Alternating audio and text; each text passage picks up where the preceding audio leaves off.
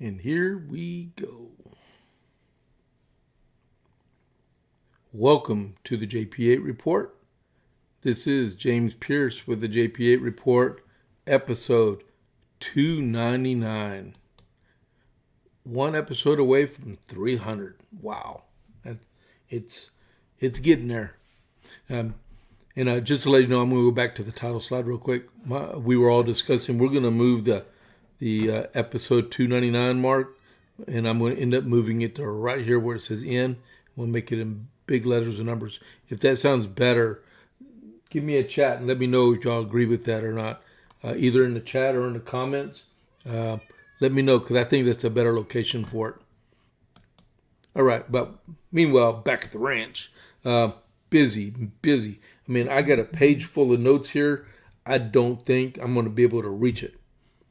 And tomorrow, I have a VA appointment at 11, an actual VA appointment, because they pulled blood from me today.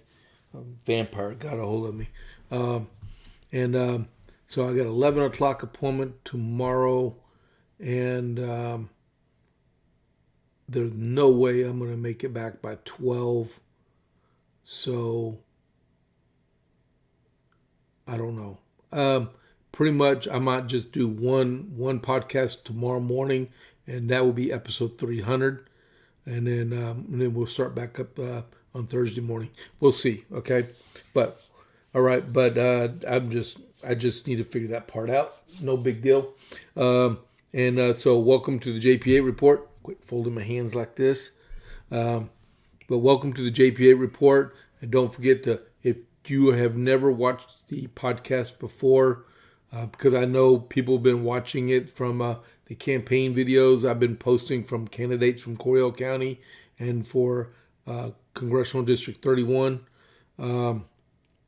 Please click that follow button, and you will always be notified when the JP8 Report goes live, right? And then please click the like button, that thumbs up, and please share. And just to let you know, if you look beside the name of the podcast, you'll see a little thing called a tip. Rumble just started that just last week. And if you feel like you want to give me a tip, you can do it through there instead of doing the subscribe button and letting everybody see that you gave money like you see on a bunch of other podcasts. You see 20, 10, 1, and 5, and that's how they do that. But with the tip button, it's between the person watching and the person doing the podcast, okay? With that, then we have, boy, this is weird. I don't even get to see any news or anything because of the studio here. I don't. Well, when I was in my dining room, I could look over my shoulder and see all kinds of breaking news. So right now, I'm at the mercy of my watch. So if I get breaking news, I can tell you right then and there. But until then, it's not. Matter of fact, let me do something here. Give me a second. There's me. I'm live. Alrighty. Good. Oh, wow. Someone gave me a like. Okay, cool. Thank you. I think it was Rob there, but that's cool. Hey, and by the way, Rob, I was listening to Before the Noise this morning, and Chad Prather says, as of right now, he has no inclination of moving Before the Noise outside of the time slot he has at 7 a.m. our time. All right. So here we go. America 250. I got a couple things here. Or is it just one? A letter from General Washington to Matthew Thornton about the Army, and that's all for the days America 250. So George Washington to Matthew Thornton, 13 January 1776.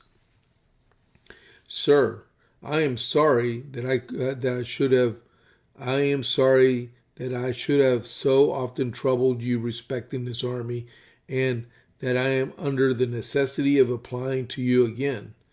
To my great surprise, sir, I find, notwithstanding I have taken the utmost pains to prevent the soldiers that would not reenlist in the new army from carrying away their arms, or such of them as were good, that the whole number collected amounts to only 1,620, of which there are no more than 120 in the store.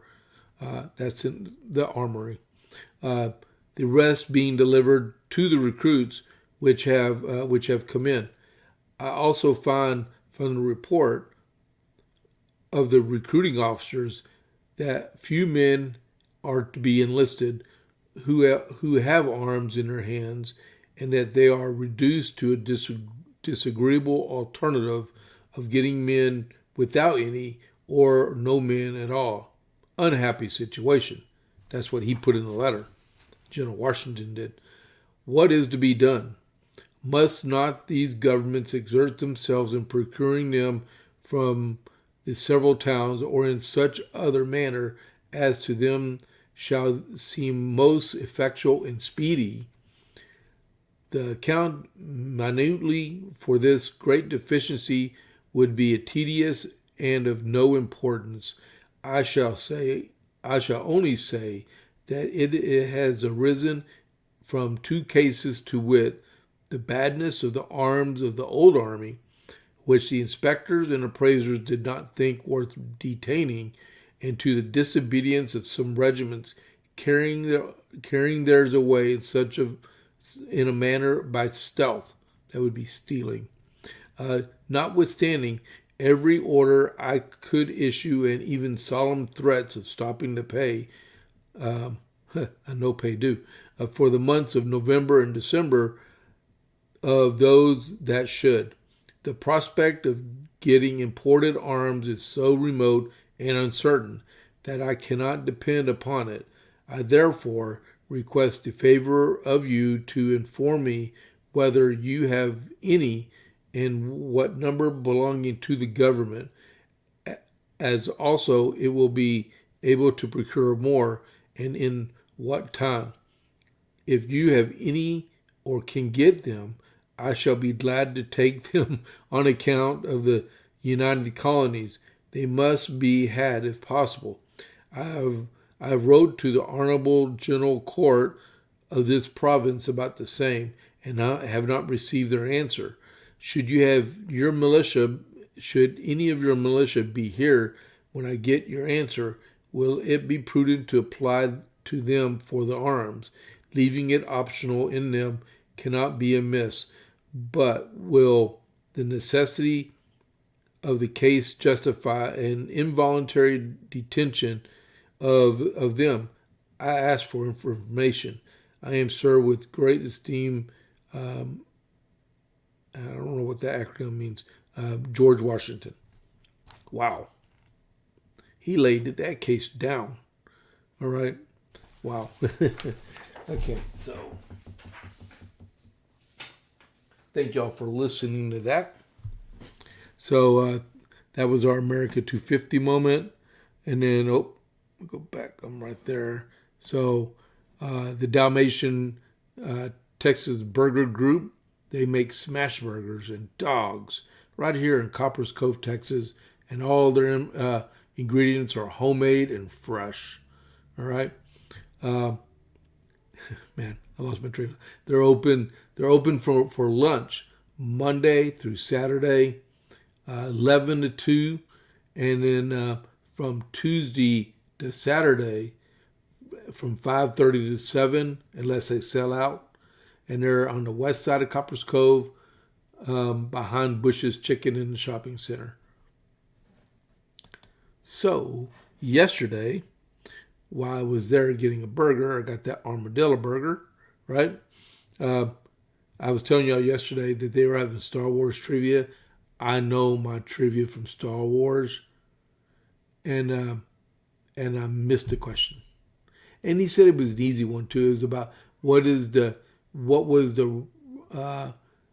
reptile type animal in Empire Strikes Back.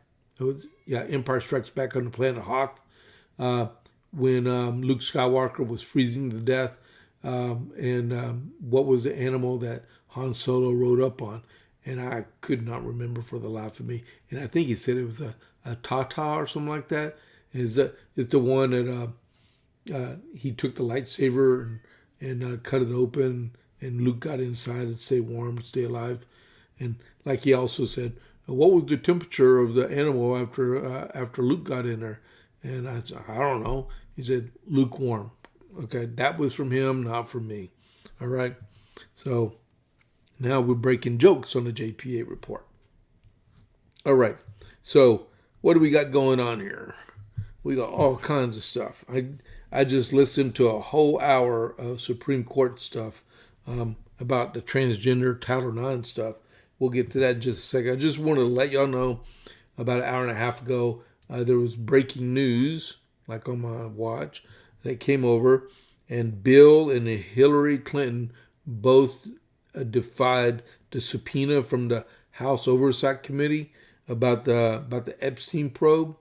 So now it's in the hands of James Comer from Kentucky to whether they're going to pursue another subpoena for a warrant for arrest or whatever. It's up to them. I had a feeling they weren't going to go to the deposition or to the hearing. That's how the Clintons are. Democrats think they're better than anyone else. Anyway, all right. But I want to let y'all know that they defied the subpoena and will not be in Congress today. But on a better thing, man, I tell you what, I was listening to that Supreme Court case because it's not every day they actually play live the audio from the Supreme Court, but they were doing it today, and it was lively and it was good. And I was listening to some commentary after, and they were expecting it to be a 6-3 ruling in favor of Title IX being protected, which means no boys in girl sports as pretending to be girls. So they're expecting it to be a 6-3 ruling or maybe even a 7-2 ruling. We'll see maybe May or June when all the other rulings come out. And we're still waiting for the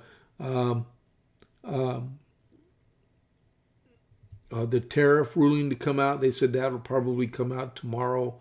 And then what's the other ruling? The one for Voters' Rights Act. That might come out soon too. All right. So we will see about that. I got some more Supreme Court stuff that we're going to read in a little while. But I'm going to read this first about what was happening today. And this was published before the current court hearing. All right. Just so you'll know.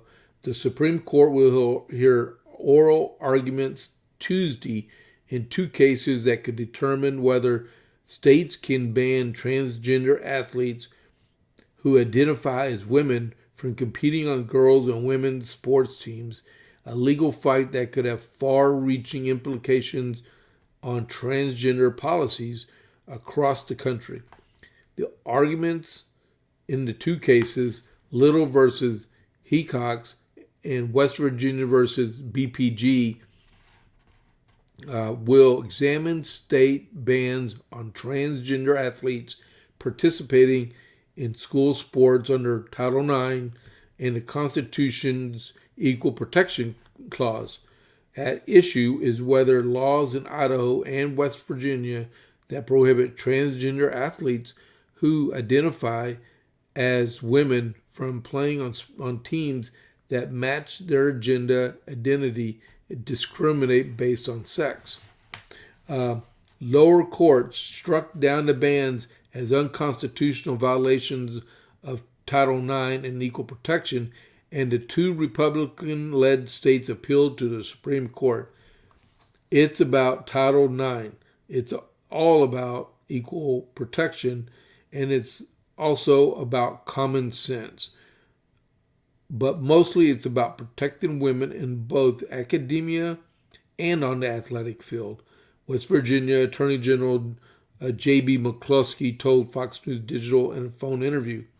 The justices will hear each of the cases Tuesday morning beginning at 10 a.m. Eastern. And the one I heard was the one that was the first one. The High Court has set aside an hour for each case, but arguments are expected to run longer as the states, the plaintiffs represented by the ACLU, and the Trump administration each present their positions and answer the justices' questions. Sadie in Little versus Hecox, Lindsay Hecox, a biological man who sought to compete on the women's track and cross-country teams at Boise State University, contended that Idaho's Law and Fairness in Women's Sports Act violated the Equal Protection Clause by excluding transgender women. West Virginia versus BPJ centers on a 15-year-old transgender athlete who identifies as a girl and who argued the state's ban violated both the Constitution and Title IX ban on sex discrimination, federally funded education programs. Lawyers for the states defending the bans maintain that separate sports based on biological sex preserves fairness and safety. The Trump administration is supporting the states in the cases asserting that Title IX and equal protection permitted sex-based distinctions in athletics and criticizing lower courts for undermining the state's authority. The Solicitor General's office will be able to present the administration's case on behalf of the U.S. during Tuesday's argument. The debate has garnered enormous attention and evidenced by the dozens of amicus briefs submitted by the courts by athletes. While I'm reading this, if y'all have any comments on that, chat it in. Okay? The debate has garnered enormous attention and evidence by dozens of amicus briefs submitted by the court to the court by athletes, coaches, lawmakers, and state attorneys general on both sides of the debate. The Washington Post editorial board came out against the trans athletes in an op-ed past weekend, in saying that the Supreme Court has the chance to correct one of the worst excesses of American cultural revolution. That's amazing. It came from the Washington Post. Observers say the ruling in favor of the plaintiffs would limit state power to adopt similar bans and broaden the interpretations of federal non-discrimination protections, while the decision for the states could uphold the bans and influence other transgender policy disputes, such as bathroom policies and sex designation on documents such as passports and licenses. Ideally, in my mind, what would happen is that in all 50 states and the federal government pass a similar law to the Save Women's Sports Act, and women's playing sports will be exclusive to biological women, McCloskey said, predicting the court would rule in favor of the states 9-0. Transgender athletes are represented by the ACLU. ACLU. Which argues that the challenge laws unlawfully discriminate against people who identify as women by excluding them from sports, women's and girls' sports, categorically including kids from school sports just because of their transgender will only make our schools less safe and more hurtful places for all youth, the ACLU attorneys said in a statement. Transgender rights advocates say the red-leaning states and the Trump administration have singled out transgender students and spent exorbitant resources to target what they say are a negligible number of transgender athletes. McCloskey said that argument did not account for women and girls. To make the argument that PBJ is being discriminated against, but that belies the argument that all 300 of the other girls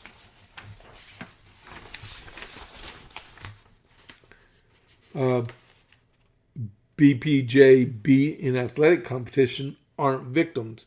The Supreme Court is expected to decide the case by early summer. Okay, so did anyone watch the hearing today? I mean, because that is going to be a landmark case when it is decided. Okay, some of these arguments don't make sense. I mean, let's put it like this. Everybody knows I was in the United States Army. I was a platoon sergeant when I retired. All right. So I had female soldiers and I had male soldiers. You could distinctly tell the difference physically between a male soldier and a female soldier. When it came to PT tests, we had two separate standards for males because I can guarantee you the odds of all the women maintaining standards that only males have to achieve is slim, very slim. I mean, show me a woman that can do 80 push-ups in 2 minutes or run 11.5-minute 2 miles. Sit-ups are a different story, right? Because on the PT standard when I was in, they were pretty close in standards, but push-ups and runs, totally different. And you could tell. You go out there and you run a race. You run marathons. You run 5Ks and 10Ks or the Army 10 miler. The men always finish first. This guy that wants to compete as a woman won almost all the time. I mean, I think this guy won all the time. And he was upset because they took his trophies and stuff, right? But you asked Riley Gaines about her opinion about this, and she's exactly right. Men need to be in men's sports, and women need to be in women's sports. You should not ascertain on equality that a man pretending to be a girl is going to lose all that testosterone and strength in his body. And yes, it's a he in his body is going to be able to compete fairly against a woman, and the woman has a fair shot of beating a male athlete. It won't happen. It won't happen.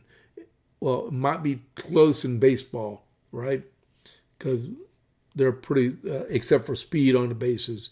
But in football, in soccer, hockey, lacrosse, track and field, definitely swimming, right?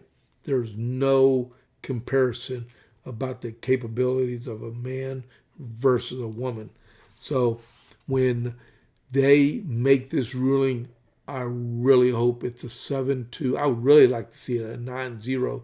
But after hearing Justice Jackson and Justice Keegan talking, I didn't hear Justice Sotomayor talking this morning. I was back and forth, bouncing. But after hearing at least Keegan and Jackson talking, it's got to be at least a 7-2 or maybe a 6-3 ruling. All right. But we'll see in a few months. I really hope. I really, really hope. No comments. Come on, guys. I know y'all are out there. Come on. Help me. We'll go to a funner subject.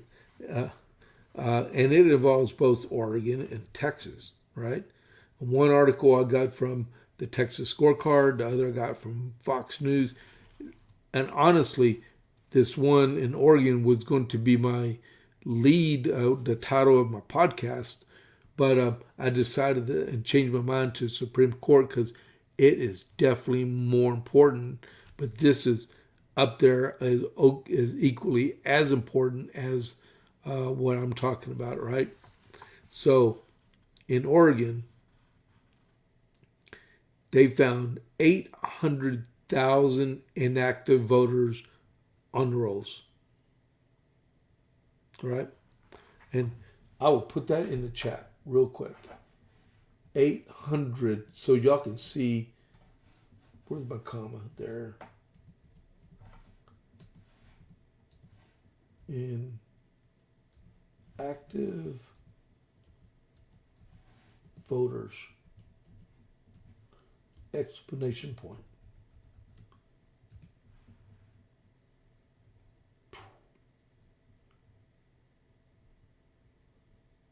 All right.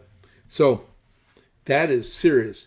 Oregon election officials are set to begin removing hundreds of thousands of inactive voters from the state's registration rolls, a move that comes after years of inaction, mounting public pressure, and lawsuits filed against the state in recent months.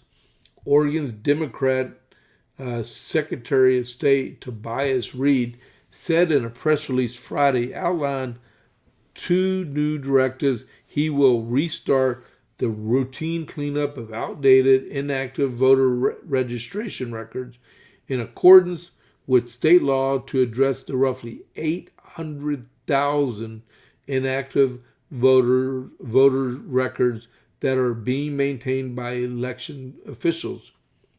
The first directive orders counties to immediately cancel long inactive voter registrations that already met the legal requirements for removal since 2017.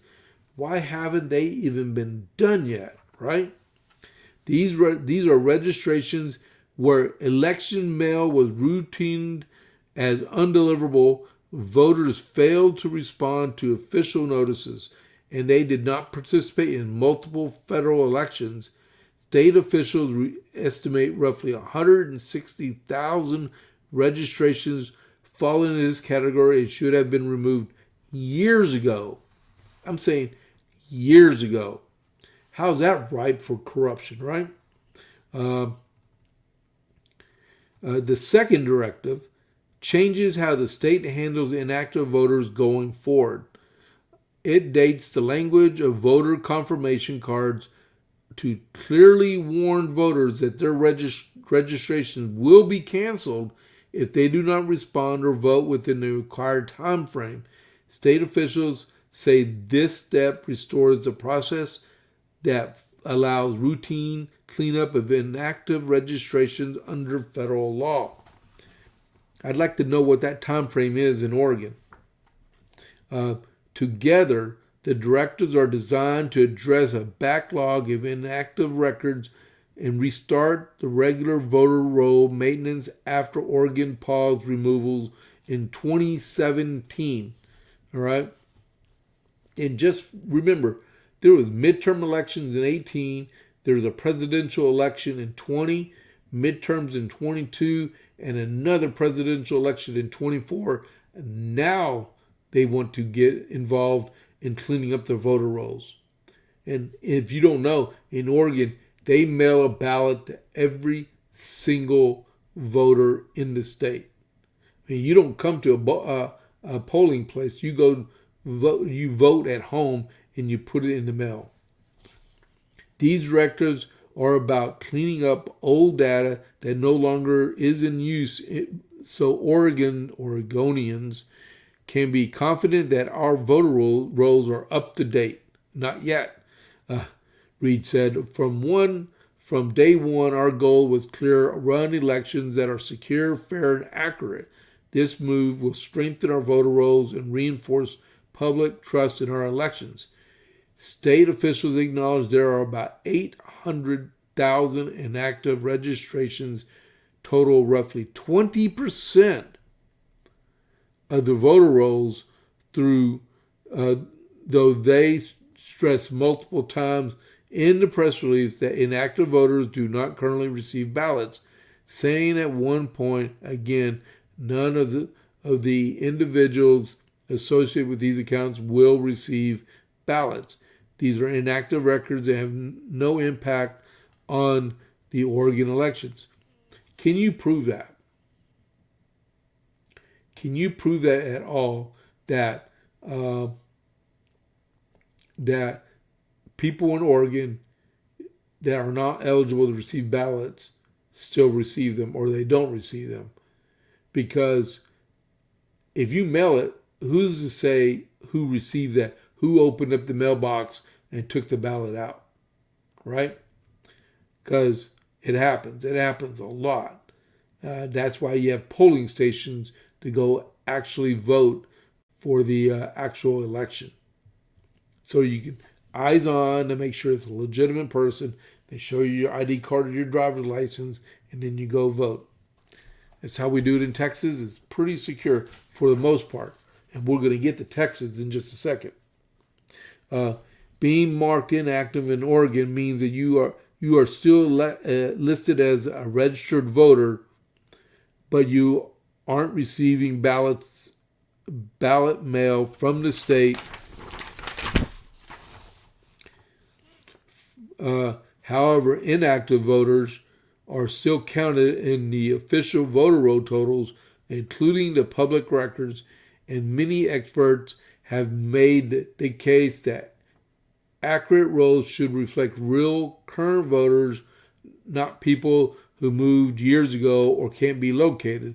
Leaving outdated records in place increases the risk of mistakes, an expert on the subject told Fox News Digital.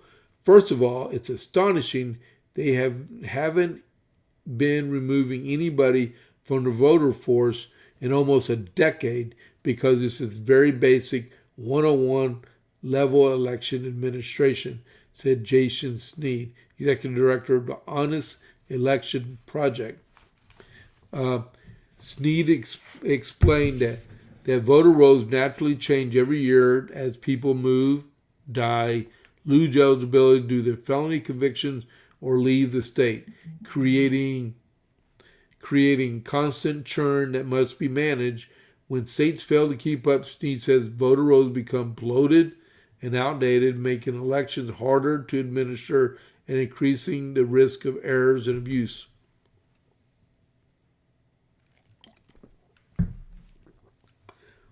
So, where are we at? We're at 32 minutes. There's a lot of work. I can keep going and going and going on this. The fact is, 800,000 inactive voters on the voter rolls, but they're saying nobody can actually receive a ballot from all those. So if they're mailing ballots to every Oregon voter, so why would they not receive a ballot at all? There's too much mystery in this. They need to get all those people off the rolls. 800,000 people. Man, you could let's say you're in Portland, and I think Portland has 500,000 people in it, and by current math, you should have about 250,000 voters, registered voters in the city of Portland, if there were the 500,000 people, right? Okay, so 20% of them are inactive voters. That would make it 50,000 out of 250,000 voters are inactive voters, right? And what if 10% of those voters, of those 50,000, actually got a ballot and manipulated the system enough where they actually received the ballot and was able to vote? I know it's illegal. Hopefully they'd eventually get caught, but what if it really happened, right? What if it actually did happen? And you could have a contaminated election cycle and the wrong person win because of fraudulent voting. That is why you have to keep this sane and clean, right? So now we move on to Texas, okay? And Governor Abbott, he told Harris County to fix their election issues or face state action. After more than 100 illegal voter registrations were confirmed by the Harris County Tax Assessor and Collector and Voters Registration Office during a review of voter rolls, Greg Abbott is threatening state action. This discovery came shortly after Secretary of State Jane Nelson informed Harris County Tax Assessor Collector and Voter Registrar Annette Ramirez that a review conducted on the county's voter rolls found voters registering using private P.O. box style addresses, a violation of state election law. It says on the voter registration card, do not use P.O. box. Either they can't speak Spanish or English, or they're speaking some other language like Spanish, or they can't read at all, or that means someone else is filling it out for them. But you cannot use a P.O. box on a voter registration card. I'm a deputy voter registrar. I know, right? So the person that's registering the vote is at issue also, right? According to Houston Public Media, more than 100 registrations have been linked to private addresses. Since their discovery, the registrar's office has informed state officials that action was immediately taken after being notified of the issues with the legal registrations. If the registrants do not respond, they will be removed from the voter rolls and placed on the suspended list.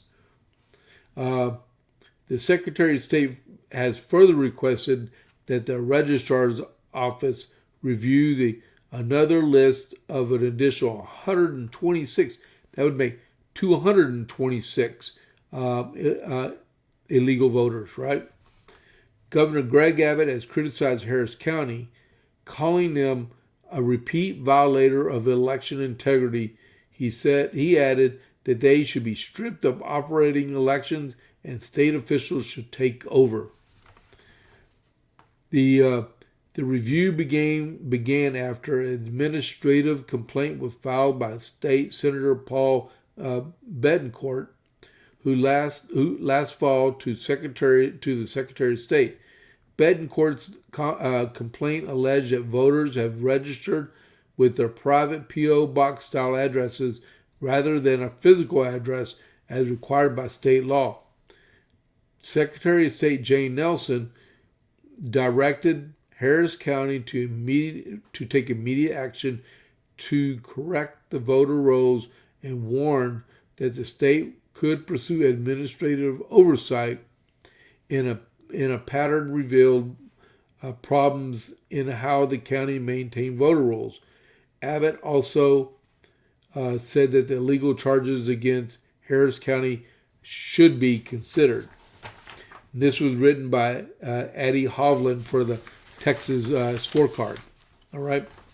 So they found at least 226 people that were using private addresses and P.O. boxes, which was explicitly against the state law, right? Wow. So at least they found that part. But, I mean, that's in Harris County. And you still got Dallas County, Barrett County, you have Travis County, big Democrat counties inside the state. Then you have El Paso also, right?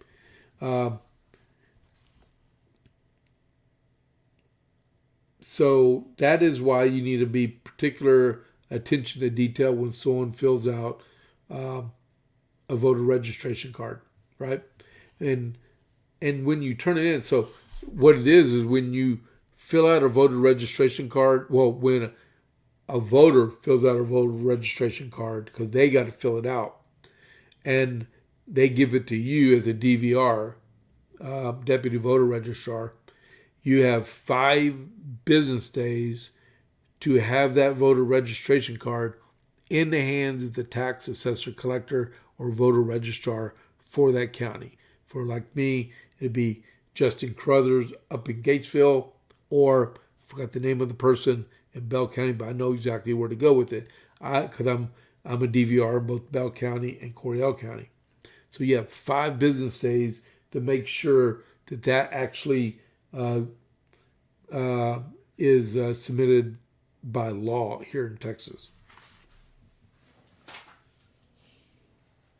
All right, where are we standing at? We're at 40 minutes, and we barely got started. Wow. Okay. So the next is a poll came out this morning from Gallup and said a record number of Americans have identify themselves as independents and not Republican or Democrat. Um, and that's up 2% from last year. So they said 45% of Americans and a great number of Gen Zs are declaring themselves independents and not Democrats or Republicans. I'm a Republican. I'm a conservative. I run the Coppers Cove Conservative Club, which we're meeting tonight. Uh, you got to have your principles in line to be able to be a conservative. Uh, but a lot of young people are burnt out about the infighting they see every day in Congress. Democrat versus Republican and Republican versus Democrat. A lot of times this anger is stoked by the Democrats toward the Republicans, and the Republicans are thrown on defense. We need to be able to get the word. That's why you have Turning Point, you have the Young Republicans, you have these individual little clubs all over the place. Like in Killeen, we have the West Side Conservative Coalition, and then in Coppers Cove, we have the Coppers Cove Conservative Club. You have in Lampasas, you have the Texas First the Texas First Conservative Alliance. I think that's where they go. And then you have Coryell County Republican Women and Central Texas Republican Women, and you got the Salado area Republican Women. So just in like Central Texas, we got these little bitty clubs that are attracting Republicans in and trying to stay organized. But we need to get more young people into our organizations. That's the only way you save them. Because I can't always run the 4Cs. Eventually, I'm going to have to either stop doing it or find someone else to help me, and eventually they take over. Because I'm getting old, right? So let's read a little bit about this. We'll read a few paragraphs before we go. All right. Thanks, Rob. There has been a significant political shift in Americans' political party identification in the first year of President Donald Trump's second term in office, according to a new poll. The findings of a Gallup survey released Monday found that 45% of U.S. adults identified as political independents in 2025, a record number that surpassed a previous high of 43% measured in 2014, 2023, and 2024. And remember, President Trump still won with that much, right? A rise in political independence reflects generational shifts, with younger Republicans today far more likely to identify as independents than in the past. But their lifestyles show that they're more conservative than liberal, all right? Even though they identify as independent. About 56% of Gen Z adults now call themselves independents, compared with 47% of millennials in 2012. That was a long time ago. That was the year I retired from the Army. And 40% of Gen X's in 1992. I'm a Gen X anyway, but I was a Republican back in 1992 also. A Gallup, which has regularly asked political independents since 91 whether they lean toward a Republican or Democrat party, found that more independents said they lean Democrat rather than Republican in 2025. I do not believe that result at all. The 45% of Americans who identify as political independents, 20% lean Democrat, 15% lean Republican, and 10% did not lean either way, according to the poll, compared to 2024, which reflected a 3-point drop in Republican leaners and a 3-point increase in Democrat leaners.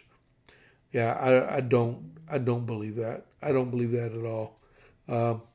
Maybe it's the way they're asking the questions, and the population of the people that they're actually asking. Because I don't believe that poll. That's a trash poll. All right. Hold on just a second. While I'm getting a drink of water, don't forget to click that follow button. Please chat if we got one chatter in there right now. It's my buddy Rob. Ask questions, make comments, hit that follow button, hit that like button, and share if you can. And if you want to leave a tip, go for it. All right. Let me get a drink here.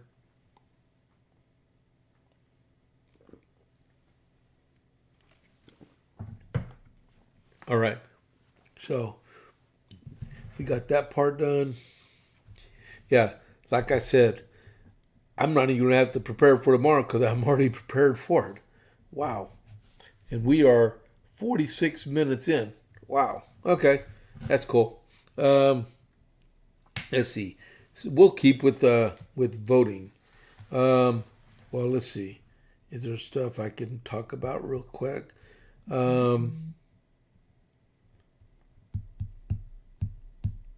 Some on stuff that I don't have prepared paperwork for. A congressional staffer. So from 2020 to 2023, stole 240 cell phones worth $150,000.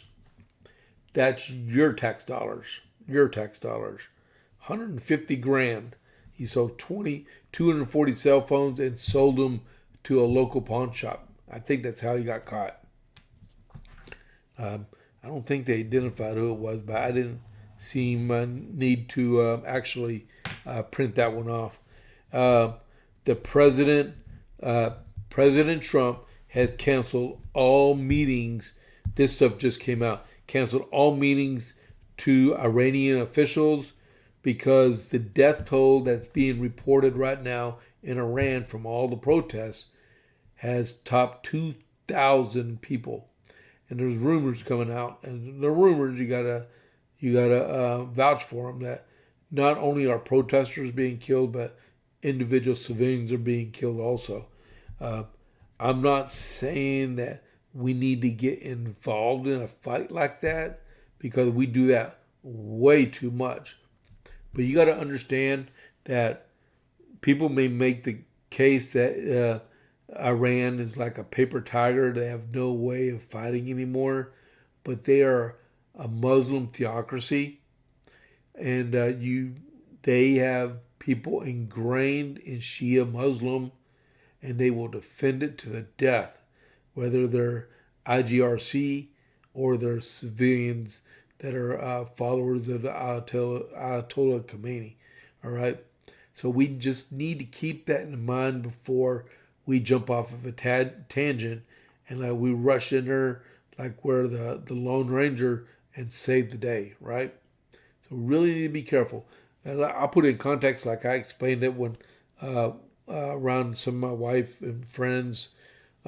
So when we fought our revolution, we're 250 years into to our independence, right?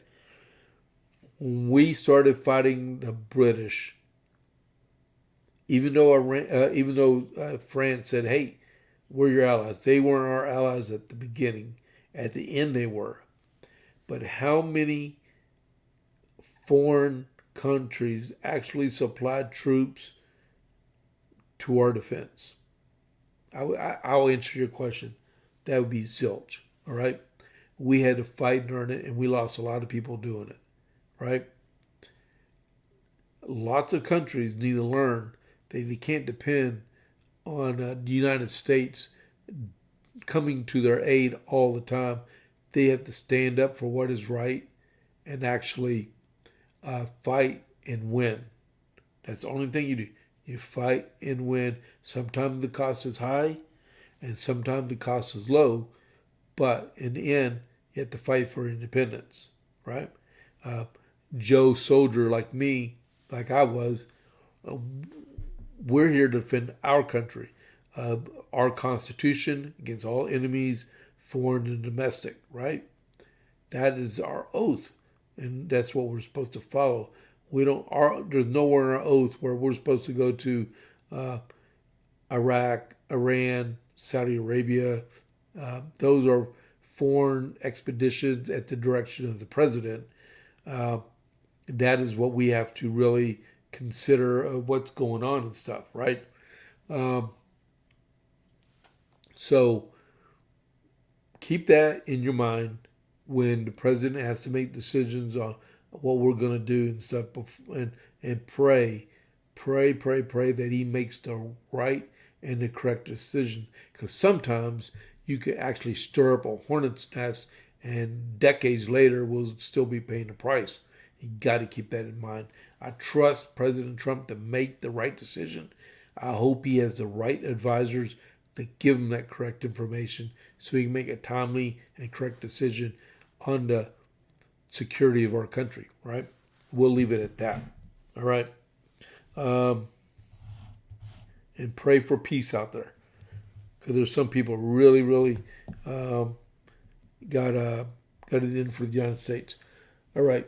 So before we get onto that one, did y'all hear that Mark Kelly is going to sue the SecWar Pete Hegseth because he recommended him being reduced in grade along with his retirement pay? That came out. Let me see where that one is.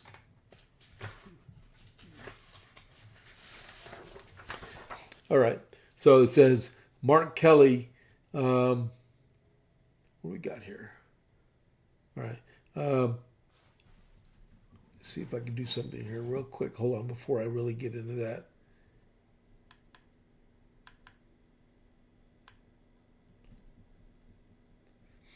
Okay, so bear with me. I'm going to read something, okay, for one of our sponsors on Rumble. All right. Give me a second. All right. All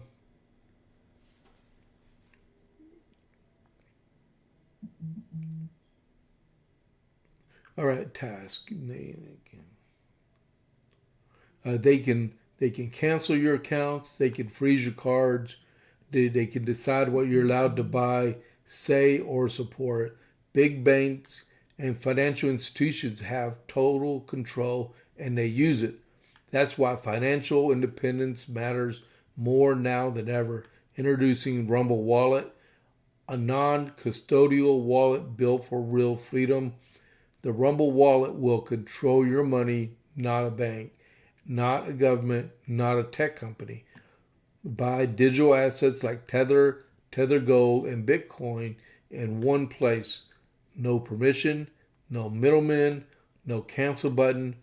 And when you want to support the creators you actually believe in, like me, you can use the Rumble Wallet app to directly tip content creators fast and without interference. This isn't a line of credit they can shut off. It's your wallet permanently. Yours to protect your future, yours to protect your family. When the system fails, when institutions turn on their own people, financial sovereignty is the difference between security and vulnerability. Rumble Wallet isn't about politics. It's about freedom, ownership, and protecting what's yours. So take control today. Download Rumble Wallet now. Step away from big banks for good. True ownership, true permission, true financial freedom. And I use Rumble Wallet. I downloaded it. I told y'all about it at the beginning of the podcast. It's that little green thing right beside the name of the podcast, and that's where you go. And it's really easy to set up, like 3 minutes. All right. So let me get back to this. Mark Kelly, a retired naval officer, is suing the War Department, and as well as the War Secretary Pete Hegseth, over the agency's actions to demote him and cut his retirement pay for urging military service members to refuse illegal orders in a video message with other leading Democrats. A federal lawsuit filed in Washington, D.C. names Hegseth, the Navy, the Department of Defense, now renamed the War Department, and the Naval Secretary John Phelan as defendants. The lawsuit says the Trump administration actions trample on protections the Constitution singles out as essentials to legislative independence. You're exempt only when you are in the well of the Senate or the House conducting legislative business, Mr. Senator.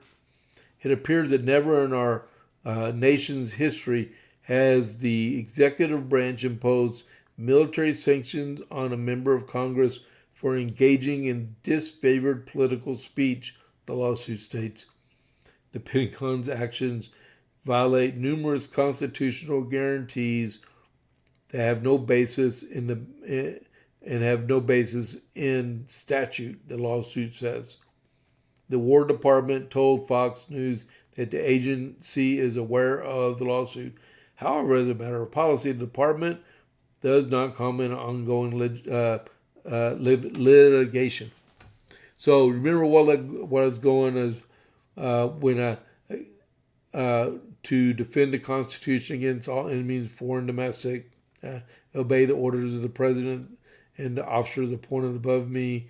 That whole oath thing, that applies after you leave the military as a retiree as much as it, because you're retired on the retirement rolls. You're not exited. You're a veteran, right? You're retired on active duty, right? So I guess he forgot about that. I guess he's been up in outer space too long, which is crazy. Let me mark that off. So does anyone have any comments on that real quick? Because, let's see here.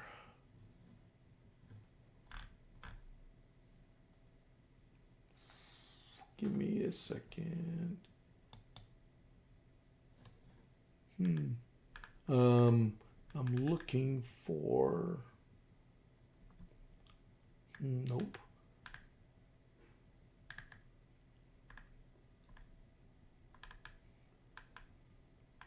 I can't find it.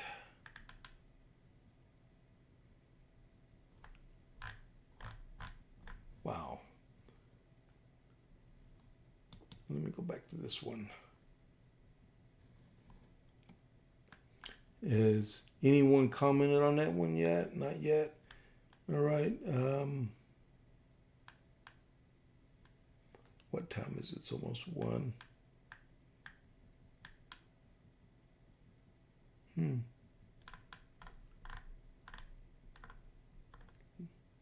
Wow, not much going on. Okay. We'll go back to JP8 report. Okay, so I'm back. All right. So what I was going to do was I was going to raid over, but I was going to raid over to another live, but I couldn't find any other ones that are live. Maybe I'm going to try to. I know I can do it in the morning. That's no problem. I'm required to get a certain number of raids per month, and when I'm getting closer to the hour, I just find someone I can raid over to. Let's see.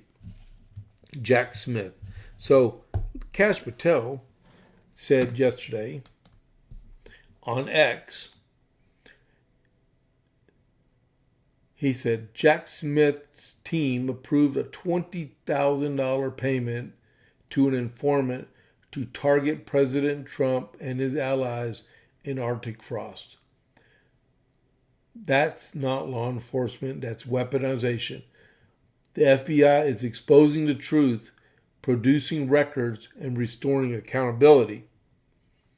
And that was from Real America Voice that he was using as a reference. And it was Andy Biggs, and I don't know who the young lady is on there, but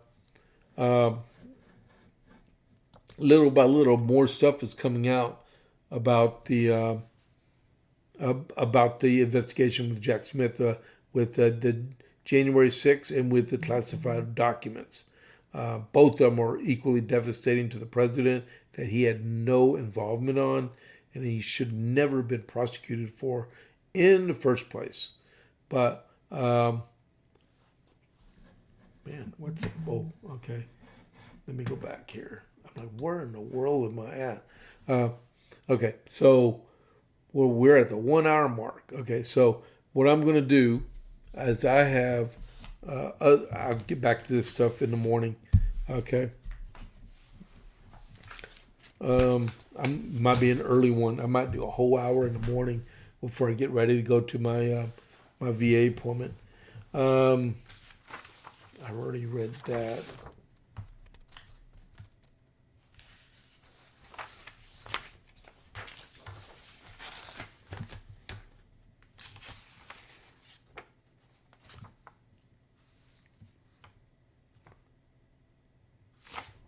Yeah, that's not it. Hold on just a second. Okay, so hey, I'm gonna give you my socials, and I'm gonna go on to Rumble Premium. Just give me a second here. Okay, so these are my socials. I'm on X and Facebook and YouTube at JP8 Report 67 on YouTube. I'm on Facebook at James A. Pierce Jr. and I'm on X at James Pierce Jr.